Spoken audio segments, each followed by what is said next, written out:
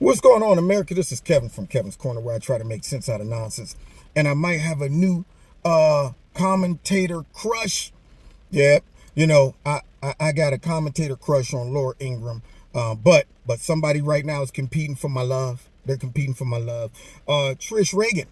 So on her show, she was covering the president about to do his speech, and she brought up the sorry behind Democrats who are supporting pretty much Iran over our government. But one person in particular stood out, and that is none other but than you know who? Ilhan Omar. Now, I know Laura. See, this is the reason why. See, I'm giving y'all my understanding of where the crush came from. Like Laura, she goes right to the heart of the matter. She keeps it real. And, I like her show. She says what she wants to say for the most part. But, see, with Trish, she feels it. I mean, I could sense the disdain coming from her as she's talking about particular knuckleheads in our society. It's coming from the gut. You can see it in her sphincter muscles tightening up. And I'm saying, you know what? Normally, that makes a woman look worse when they, but for some reason, because I know where it's coming from and I know what it's directed towards, every time I see her face tense up, I'm like, look at that's beautiful. Look at the face all contorted out of disgust for the Democrats. Can you frown for me again? I need to see your whole eye. Just tighten the whole face. Please do that, because it makes you look so sexy when you do that, Trish. Because I understand how you feel about these Democrats. So let's get to it. Taking you there in just minutes, but first, as Democrats vote ceremoniously to restrict the president's war powers, why would you do the reality, and it's important these days, right, to talk about reality and stress what reality really is. Well, what is it? The reality tonight is this. We have taken out a major terrorist responsible for hundreds of dead Americans, and we have shaken Iran's leadership enough for Iran to have gotten the message that, you know what, America's not going to allow, nor will America ever fund a reign of terror. The stock market knows this, right? We've soared to new highs, and yet the safer we get, the angrier the left becomes. Good evening, everyone. Sphincter muscles. I am Trish Reagan. Hey, Trish. I want you to see this. I want you to see this is the partisanship we're looking at right now from the Democrats on display today. Knuckle sandwich. Let's hear it. President Trump's incoherent strategy has brought us to the brink of another disastrous war in the Mideast. Now you hear that, idiot? I don't even know who this guy is. Nonetheless, President Trump's incoherent strategy. Do you understand what incoherent even mean? I mean, that means you're crazy out of your mind, don't know what's going on. I woke up like, I don't know what's up. You know what? Let's kill everybody. I'm incoherent. I'm not paying attention. I'm not in my right state of mind. And now it's brought us to the brink of war in the Middle East. So you mean to tell me because of Iran, we're about to go to full-blown war in the Middle East? Have you ever seen President Trump do anything that makes you think he wants to commit to a full-out assault, even if it would have turned into that? This wouldn't have been prolonged. My gut tells me it would have been, you know what? Blow up the oil wells, make sure we launch an airstrike, devastate them quickly, and get out of there. Show them we don't want to feel like we've invested all these trillions of dollars into our military, but yet we got to send all our troops in on the ground to finish it all up. What's with all of the satellites and all of the missile guidance and technology if we can't win a war without sending troops in on the ground?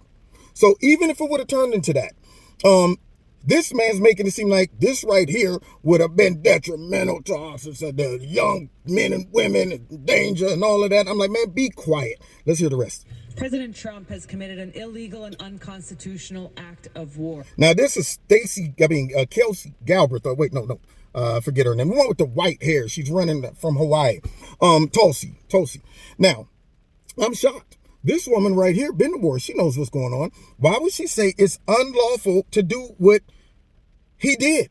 I think it's unlawful to attack our embassy. I think it's unlawful to blow up our soldiers.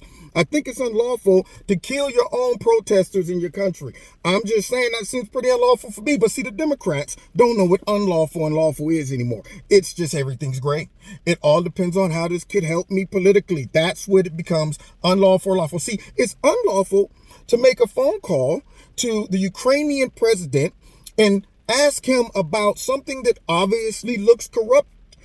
It's unlawful to ask him to look into something that looks corrupt.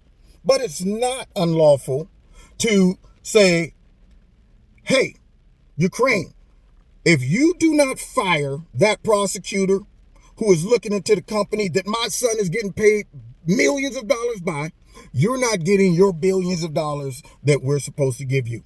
And boast about it on TV, and nothing happens to you. See, that's not unlawful. See, it's not unlawful to hop over our border, come in, just mingle, walk around, possibly hurt or kill American citizens. But it is unlawful to stop these people at the border and separate the kids from the parents.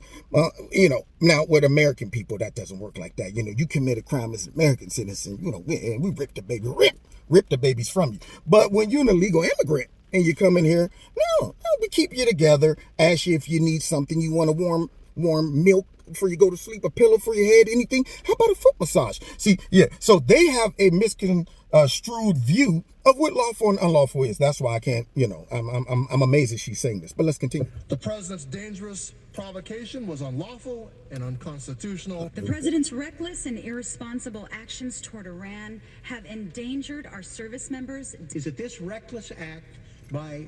Endangered our service members? Name one that got endangered. I mean, Iran appeared to have called and told us they're coming. I mean, we're on our way. It's going to be a show of display. That's it, though. No one will get hurt. So make sure everybody is at least 8 or 90 miles away. Okay, we don't want an accidental. That's what we don't want. But anyway, let's continue. The president of the United States actually makes us less safe. They're all mad. Thank you. They're all mad. They're all mad because you know what? These are people that cannot stand success, because when the country's successful, they think they're not. President Trump has single-handedly course-corrected the mess we have had in the Middle East. He has demonstrated that we will no longer appease terrorist regimes. Markets. Trish, what you doing tonight? I mean, you want to go out for a drink or something? Because the way you talking is just so beautiful to me. My heart is being tugged on right now. Continue. They're soaring. Our economy's on fire. Jobs are being added. And you know what? What's your phone number? Most importantly tonight, we're safe. Where you want to go? But God forbid we're actually safe, right? I mean, I hate to even say this, but it's almost as though they want to prove a point. They want to prove a point that Donald Trump has lost free. I mean, take a look at squad member, the leader of the squad, perhaps, if she's said, although maybe she's tied with AOC. Ilhan Omar. Ilhan Omar, here it comes. Perhaps one of the angriest. Here it comes. Listen to it, y'all. The president of the United States has been goading Iran into war. The occupant of the White House has not done a single thing to stabilize the region. He has done everything to create more tension. Y'all hear that? Really? Y'all hear that? More but here's the one. Here's the kipper. She also said, Ilhan Omar laughing. She also said that she suffers from some PTSD or something like that, which is depression from a traumatic experience every time she hears about war. And, I'm thinking to myself, you really suffer from this? So just thinking about war makes you feel depressed and stuff? Not seeing it. Not actually being a part of it.